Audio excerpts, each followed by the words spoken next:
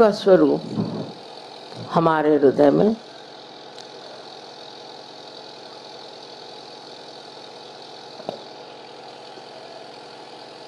हर समय आत्म स्वरूप बन के स्थित है। ये मैं नहीं कहूंगी कि प्रकाशित है। जब कुंडलिनी का जागरण होता है तो ये शिव का स्वरूप प्रकाशित होता है और वो प्रकाशित होता है हमारे नसों में। चैतन्य के लिए कहा मेदे स्थित है।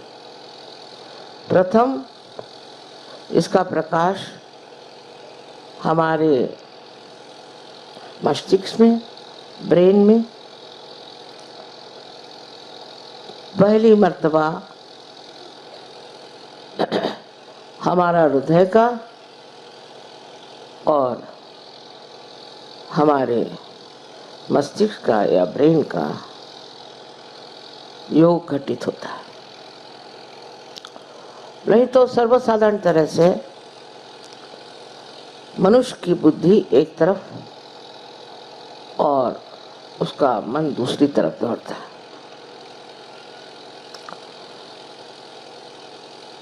इस योग घटित हो जाने से जो प्रकाश हमारे अंदर आत्मा से प्रकटित होता है वो चैतन्य स्वरूप बन के हमारे हाथों से और तालू से प्रवाहित होता है। ये तो आप लोग सब कुछ जानते हैं, पर आगे की बात समझने की यह है कि जब ये प्रकाश हमारे अंदर आता है तो धीरे धीरे हम देखते हैं हमारी जिंदगी बदलने लगती। हमारे अंदर का क्रोध और अनेक जो हमारे षड्रूपी हैं वो खत्म होने लग जाएगा। धीरे धीरे सब चीजें गिरती जाती हैं और मन में श्रद्धा प्रस्थापित होती है। श्रद्धा में त्याग बुद्धि जागृत होती है। किसी भी चीज का महत्व नहीं रह जाता। अब शंकर जी की जो हमने एक आकृति देखी है, एक अवधूत पहुंचे हुए एक बहुत कोई अवलिया हो उस तरह के होते। उनको किसी चीज की सुध बुध नहीं, बाल बिखरे हुए हैं, जटाजूट बने हुए हैं, कुछ नहीं तो बदन में कौन से कपड़े पहने, क्या करें, इसका कोई विचार नहीं। ये सब काम उन्होंने नारायण को, विष्णु को दे दिया। वे स्वयं मुक्त व्याघ्र का चर्म पहन करके घूमते हैं और इनकी सवारी भी नंदी की है जो किसी तरह से पकड़ में नहीं आ सकता। कोई घोड़े जैसा नहीं जिसमें लगाम हुआ कुछ है। जहाँ नंदी महाराज जाए वहाँ शिव जी चले जाता। उनको किसी चीज में कभी भी ये ख्याल नहीं आता कि लोग क्या कहेंगे, दूसरों का क्या विचार होगा। हम अगर ऐसे कपड़े पहन के और नंदी पे बैठ करके इधर उधर भटके तो लोग हमें क्या कहा, क्योंकि वो अपने ही अंदर समाये हुए, अपने ही खुशियों में बैठे हुए हैं। उनको कोई भी संसार से ये मतलब नहीं है कि दुनिया हमें क्या कहेगी, लोक लाज क्या होती है। ये तो इनके विवाह में भी आपने वर्णन सुना होगा कि जब ये विवाह करने आए तो श्री विष्णु ने जब देखा तो उन्होंने सोचा ये क्या दूल्हा मेरे बहन के लिए आया है बेकार का, कैसी मेरी बहन शादी करे। लेकिन पार्वती जी जानती थी कि उनके योग्य यही पति जो एक मस्त मौला आदमी, किसी चीज की उनको कदर नहीं।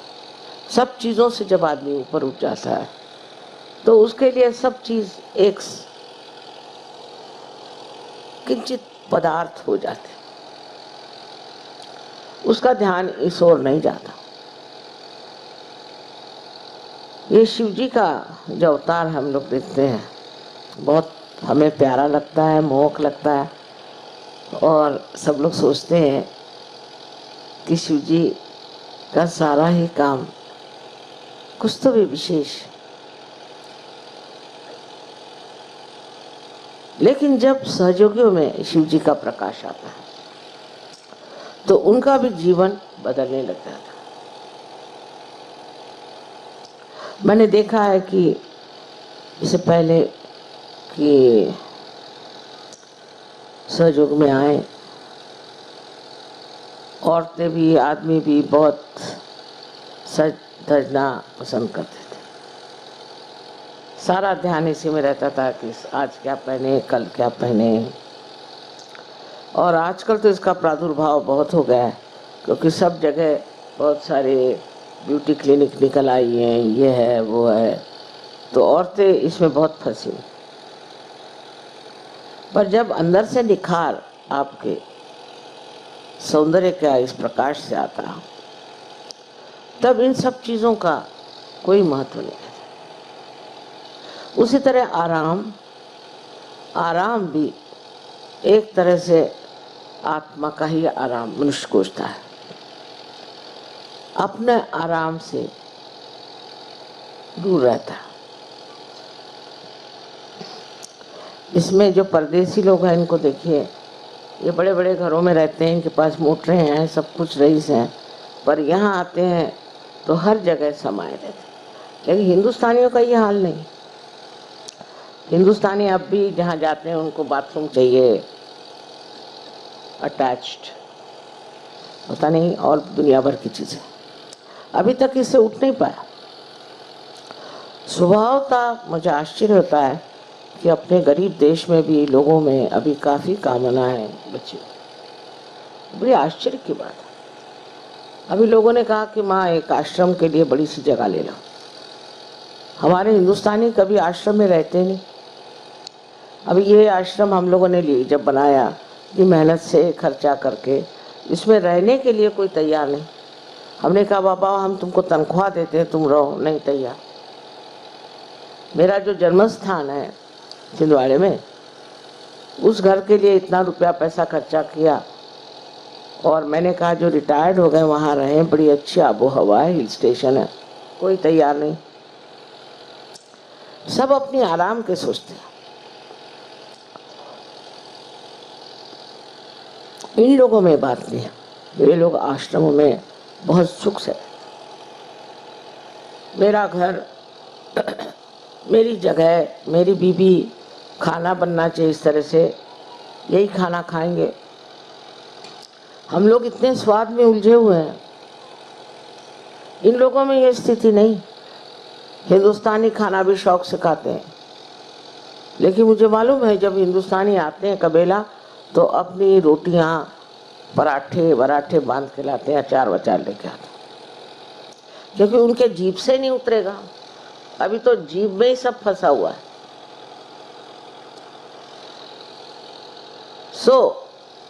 ध्यान करने से जब तक ये चीजें छूटेंगी नहीं तो आप धर्म से परे नहीं जा सकते। एक छोटी सी बात समझने की है कि त्याग में भी हम लोग कम पड़ जाते हैं। इस बार इन्होंने कहा माँ आप इतनी बड़ी जमीन ले रहे हैं, इतना खर्चा करें, तो पूजा के लिए थोड़ा सा ज्यादा पैसा करना। न जाने कितनी चिट्ठियां मेरे पास आए, कि आप पूजा का पैसा कम कर दीजिए, पूजा का पैसा कम कर दीजिए, पूजा। अरे भाई, एक बार दिल्ली में ये पूजा हो रही, उसमें भी चिट्ठियों पे चिट्ठियाँ, पूजा का पैसा। पान खा करके लोग फेंक देंगे, लेकिन पूजा में जरूरी पैसा नहीं। आपसे कभी हमने कोई पैसा नहीं लिया, सारी चीजें अपने ही दम पर सब करी है। लेकिन इतना सा भी कहते ही, देखिए आज आधा मंडप खाली, क्यों? क्योंकि पूजा का पैसा नहीं देना। और फोन करते हैं कि हमारा पूजा माफ कर दीजिए, हमारी पूजा। अरे भाई, कोई आप कम नौकरी हो ऐसा नहीं, हमारे पति देंगे, मैं नहीं दूंगी। मुझे बहुत आश्चर्य होता है। अभी अगर कोई अवघड़ गुरु होते तो आप लोगों को सबके बाल मुंडा करके और आपको गेरुआ वस्त्र पहना के सर के बल खड़े करते। लेकिन मैं ये नहीं चाहती, क्योंकि सहज की बात है, सब चीज सहज में आना चाहिए। हमने बहुत लोगों को त्याग करते अपने जीवन में देखा है, पर आजकल लोगों में वो मैंने देखा नहीं। हमारी माँ का मुझे मालूम है कि 6 साड़ियों से 7वीं साड़ी उनके पास हो जाए तो दे डालती।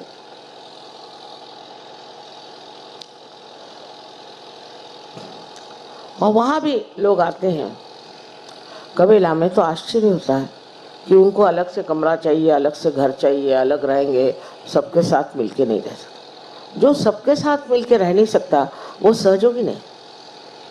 वो अभी भी सोचता है कि मैं कोई विशेष हूँ, मेरा अलग सब इंतजाम होना चाहिए। वो सहयोगी हो नहीं सकता,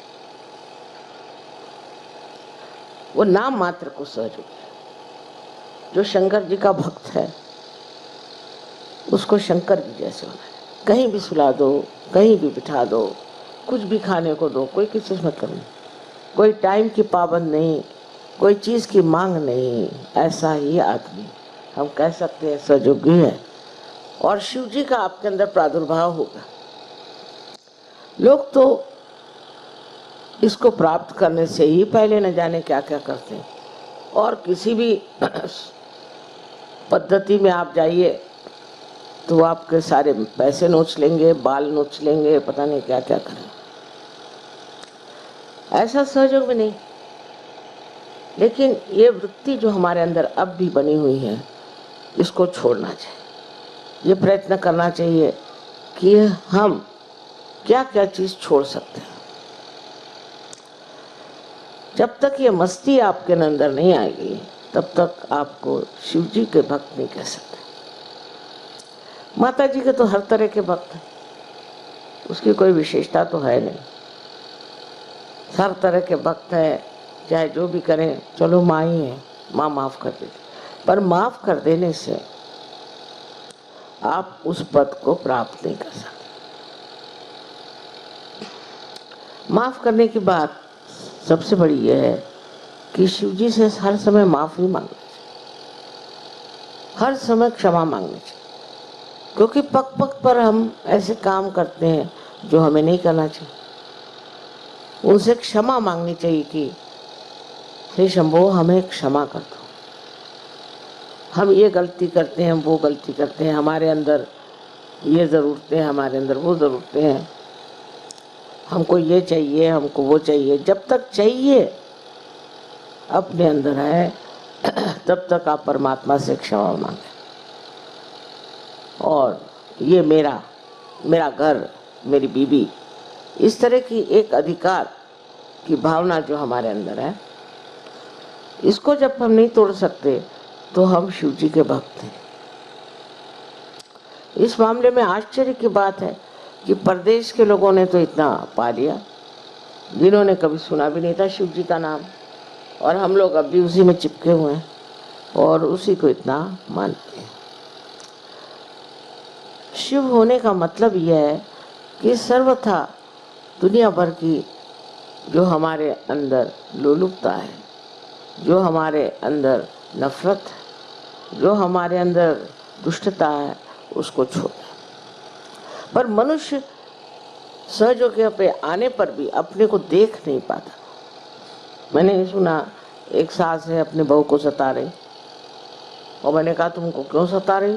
कहा मैंने कभी सताया ही नहीं। अच्छा, सिनेमा में जाएंगे, देखेंगे कोई सास बहू को सता रही तो रोएंगे वही, और घर में आके बहू को सताएंगे या बहू सास को सताए, लेकिन कहेंगे मैंने कभी किसी को सताया ही नहीं। इस तरह के एक झूठ को अपने आवरण में रख के सहयोग में आप उठ नहीं सकते, क्योंकि यह आपकी जिंदगी बदल देगा। इससे तो आपका सोना हो गया, और सोने पे कोई कलंक लग ही नहीं सकता, उस पे कोई चीज चढ़ ही नहीं सकती। वो अब आप हो गए हैं, उस स्थिति को प्राप्त करें। अब भी क्यों ये गुलामी दुनिया भर की चीजों की होनी चाहिए। यही कुंडलिनी का वैशिष्ट्य है कि ये आपको पूरी तरह से सफाई में डाल। सेवा, हाँ भाई सेवा भी करना चाहिए, पर मुझे तो कोई आपकी सेवा खास चाहिए नहीं, मैं खुद ही मस्त मौला हूँ, मुझे क्या आप सेवा देंगे। सिर्फ ये है कि आप अपने अंदर ये मस्त मौलापन ले आए। एक आनंद में विभोर रहने पर ये सोचना चाहिए कि ये सब चीज़ें कुछ तो आनंद ही के लिए है, और वो आनंद हमको अगर मिलता ही है बगैर कुछ किए तो ये सब करने क्या जरूरत। बहुत कुछ सोचने पर मैं इस नतीजे पर पहुंची हूँ कि सहज जो है वो है तो बहुत सरल और इसीलिए बहुत कठिन है। अगर कोई डंडा लेके खड़ा हो और कहे कि अब चलो सब बाल मुड़ाओ, गिरवे वस्त्र पहनो, 14 दिन तक भूख हड़ताल, हो गया, उसमें ठीक हो जाते। पर जो सहज है उसको अपने हृदय से, अपने मन से, अपने बुद्धि से स्वीकार करके और उसमें अपनी ही ताड़ना करना, अपने ही को ठीक करना। मैं ऐसे क्यों करता, ऐसा मुझे करना चाहिए क्या, इसमें बहुत कुछ छूट जाएगा। और इससे एक तरह से आप अपने को पाइएगा कि आप समर्थ हैं, आपको कोई चीज़ की गरज नहीं, आपको कोई चीज़ की इच्छा नहीं, बस बैठे हैं आराम से। और आश्चर्य की बात है कि जब चैतन्य ये जानता है कि आपको कोई चीज़ की गरज है तो आपके सामने थाली परोस कर लाए। हो सकता है प्रलोभन के लिए, हो सकता है, फिर देखेगा आपको क्या है। कोई आपकी ज़रूरत ऐसी है ही नहीं जो पूरी नहीं कर सकता, पर इसमें थोड़े से लगन होनी चाहिए। आज शिव जी का हम लोगों ने इतना आवाहन किया हुआ, और उनको तो ऐसे लोग अच्छे लगते हैं। उनमें हमें यही फर्क है कि हमें सब तरह के लोग अच्छे लगते हैं, उनको नहीं। उनको ऐसे ही लोग अच्छे लगते हैं जिन्होंने ये सब व्याप छोड़ दिया, ये सब उपाधियां हमारे अंदर एक एक चीज में कि भाई कपड़े ऐसे पहने, नहीं पहने तो क्या हो जाएगा। लेकिन हमारे यहाँ सन्यास बाह्य का नहीं माना जाता, अंदर से आप संन्यास्त हो जाए, और संन्यास्त होने पर कोई भी चीज की कामना ही नहीं रह जाती, जहाँ है वहीं मस्त। पहले नाथ लोग थे, वो भ्रमण करते थे, दुनिया भर में जाते थे, और उन्होंने बहुत कुछ लोगों को शिक्षा दी। मैं तो आश्चर्य हुई कि ये लोग कहाँ कहाँ पहुँचे थे। कोलंबिया मैं गई थी तो वहाँ पता हुआ कि बोलीविया में ये लोग आए थे। अब कोलंबिया में अगर आप जाएं तो हवाई जहाज़ में ये चक्कर आने लगते, इतना ऊंचा है, और उस वक़्त तो सब पैदल ही लोग जाते होंगे, तो ये गए कैसे होंगे यही समझ में नहीं आता। रशिया के और भी देशों में इनका भ्रमण हुआ, और कैसे करते थे, कहाँ रहते थे, क्या पहनते थे, कुछ पता नहीं। क्योंकि वो दशा आ जाती है फिर कि आप एक चमत्कार पूर्ण इंसान हो जाता है। जैसे हम जानते हैं शिरडी के साईनाथ, वो कहीं भी उद्भव होता है उनका, कहीं भी आते हैं, कहीं भी किसकी मदद कर देते हैं। लोग कहते हैं कि माँ हमने तुमको देखा, हाँ देख सकते हैं, क्यों नहीं। ऐसे लोग अमर हो जाते हैं क्योंकि उनके मारने वाली जो वृत्तियाँ खत्म हो गई, फिर वो अमर हो जाते हैं। और यही अमरत्व को प्राप्त करना ही शिव जी की पूजा है।